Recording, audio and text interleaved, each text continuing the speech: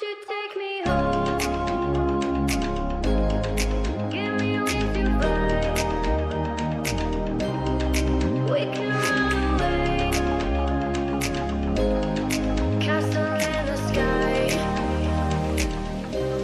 Hey guys, welcome back to another episode of Inquisitive Galaxy Natural Satellite Series. Today we will visit the Jovian realm and explore its moons. Since time immemorial, humanity was aided by imagination for the pursuit of science. Imagination took us to places and helped us build the science. So, it was January 7, 1610, when the great Italian astronomer Galileo Galilei first discovered moons around the planet Jupiter. Jupiter can be regarded as the vice president of the solar system, with Sun being the president. Jupiter has a strong gravitational field that can capture objects passing near it. Technology was a limiting factor at the time of Galileo. So humanity had to wait for 363 years to unravel the history of the gas giant. On 1972, the US launched Pioneer 10 towards Jupiter with a lot of uncertainties. They were traveling through uncharted territory into the realm of Jupiter. In 1972, Pioneer 10 approached Jupiter and took the first images of the planet and its moons. Jupiter has 79 moons, including the 4 Galilean moons, namely Io, Europa, Ganymede, and Callisto. Pioneer 10 is on an escape trajectory and is destined to leave the solar system by 2027 and enter interstellar space. On 3rd December 1974, Pioneer 11 made a flyby past the Jovian system and flew close to the polar region. Then came the Voyager 1 mission that helped us understand Jupiter's moon in a different perspective. Voyager 1 was programmed to do a planned flyby past Jupiter and its moons and visit the other gas giants. It used gravity assist to accelerate as it flew past Jupiter. Gravity assist or slingshot is a method where the motion of an astronomical object is used to accelerate the spacecraft. Slingshot mechanism was used by ISRO to send Mangalyaan to Mars. As Voyager 1 reached Jupiter on 5th March 1979, it took a series of photographs that helped scientists visualize the movement of its cloud bands. As Voyager 1 came close to Io, one of the team members, who was a graduate student, noticed something unusual. She saw a big arc and got confused. It wasn't long before they actually realized that it was a volcanic plume. Voyager 1 and its teams on Earth were the first to witness an extraterrestrial volcanism.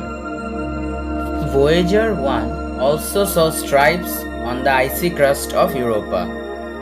The volcanic activity on Io is attributed to tidal heating and flexing by Jupiter's enormous gravity. Also, since Io is very close to its parent, so it's gravitationally tormented. Io is an angry moon that spews out volcanic material about 150 km from the surface. Io has an extremely thin atmosphere, consisting mostly sulfur dioxide. As Io orbits Jupiter, its crust is pulled by Jupiter and as a result, heat is generated like the way it is generated when we rub our hands. It's called tidal friction. Europa had its own surprises for planetary scientists. The stripes in the crust of Europa indicate that there is a subsurface ocean above which the crust floats. So the floating gigantic ice plates rub against each other and leave behind these stripes. Scientists also believe that this tiny moon can host life in its subsurface ocean. The ice blocks the harmful radiation from Jupiter, and thus astrobiologists believe that life could be possible on Europa. Don't expect green, long-eyed aliens.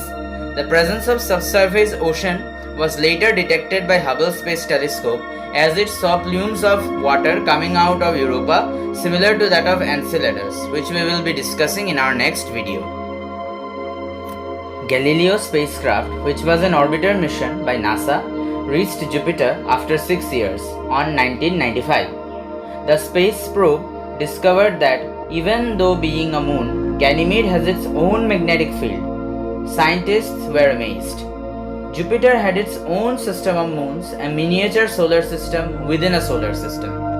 Galileo space probe also confirmed the existence of volcanism on Io and its interaction with Jupiter's magnetosphere.